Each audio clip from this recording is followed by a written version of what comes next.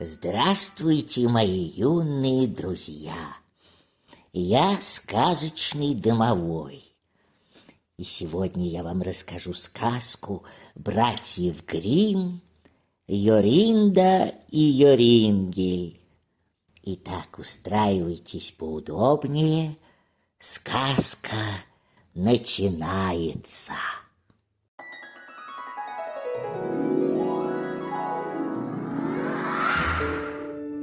Стоял когда-то в большом и густом лесу старый замок, и жила в том замке только одна старуха, и была она самая большая колдунья.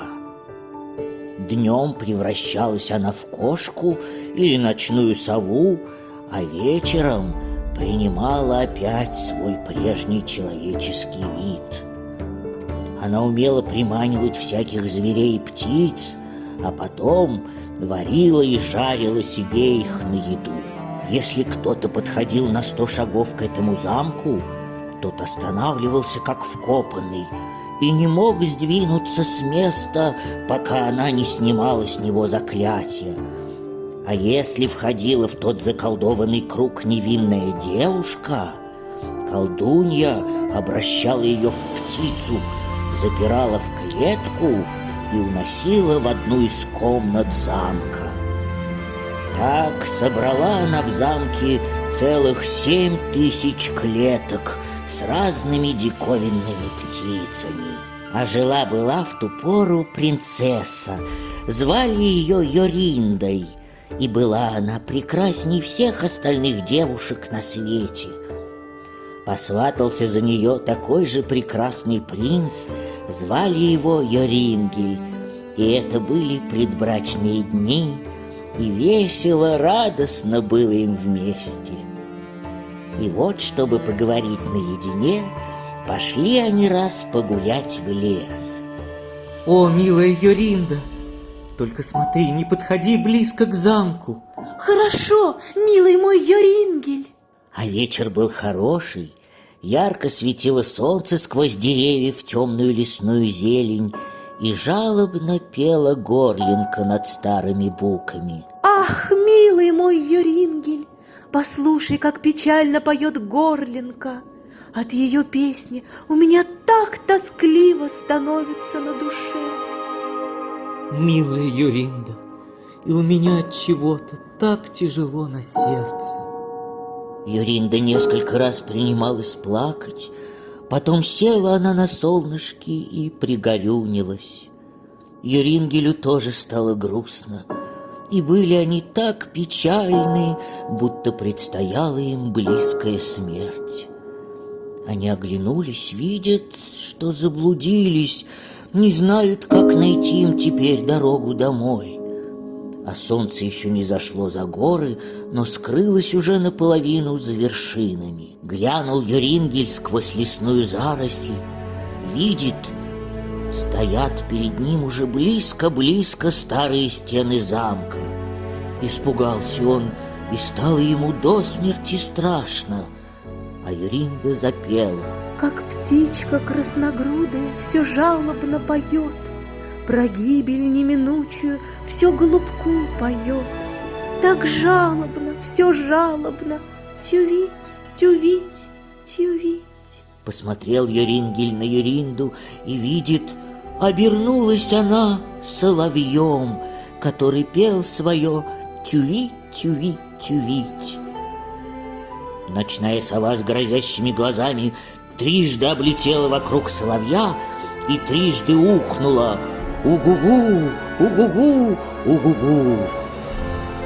И не мог Йорингель сдвинуться с места, стоял точно вкопанный, ни плакать, ни слова молвить, ни рукою пошевельнуть, ни ногою двинуть. Вот закатилось и солнце. Улетела сова в лесную чащу, и вышла тотчас оттуда горбатая старуха, желтая да худая, большие красные глазища, нос крючком до самого подбородка. Проворчала она что-то себе под нос, поймала соловья и унесла с собой на руке.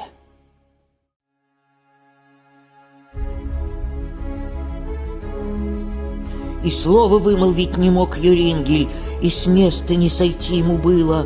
Пропал соловей. Вернулась, наконец, старуха и говорит глухим голосом: «Как глянет месяц в клеточку, ты развяжись и прощай!» Освободился от чар Йорингель. Упал он перед старухою на колени, взмолился, чтобы вернула она ему назад Йоринду.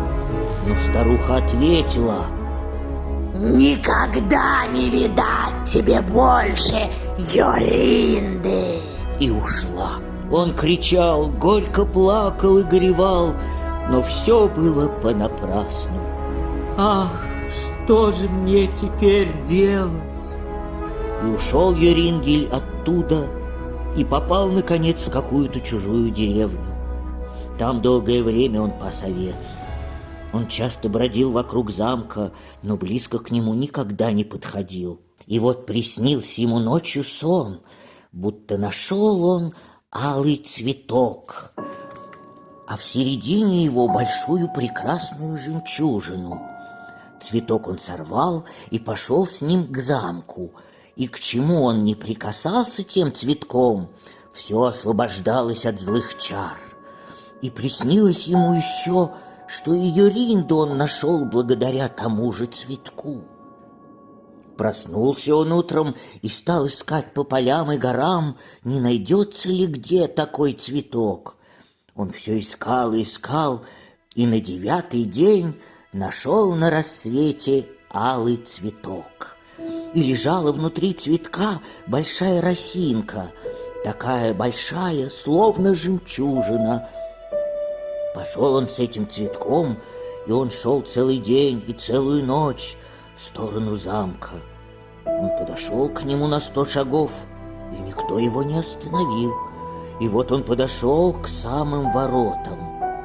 Сильно обрадовался Йорингель, прикоснулся цветком к воротам, и распахнулись они перед ним. Вошел он, идет через двор, прислушивается, не слыхать ли где птичьего пенья.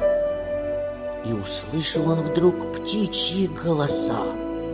Он отправился дальше и нашел зал, а в нем колдунью, и увидел, что она кормит птиц в своих 7000 клеток. Как увидела она Йорингеля, рассердилась, сильно разгневалась, стала браниться, плевать на него ядом и желчью, но подступиться к нему и на 2 шага была не в силах. «Никогда не найти тебе своей Йоринды!» А он на нее и не смотрит. Идет себе по залу, осматривает клетки с птицами. И видит он много сотен соловьев в клетках. Но как найти ему свою Йоринду? Присматривается он и замечает, что старуха тайком достает одну клеточку с птицей и несет ее к двери. Мигом прыгнул он за нею, дотронулся цветком до клеточки и до старухи-колдуньи. Тут потеряла она свою колдовскую силу. Нет! Нет!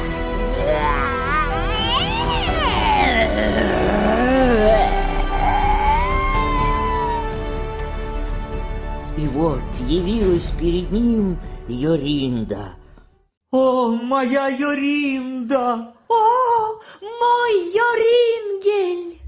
Она бросилась к нему на шею, и была она такая же прекрасная, как и прежде.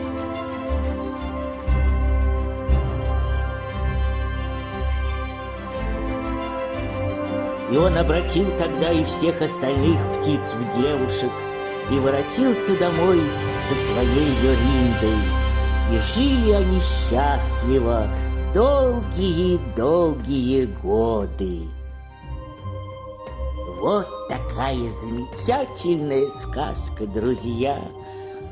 Спокойной вам ночи.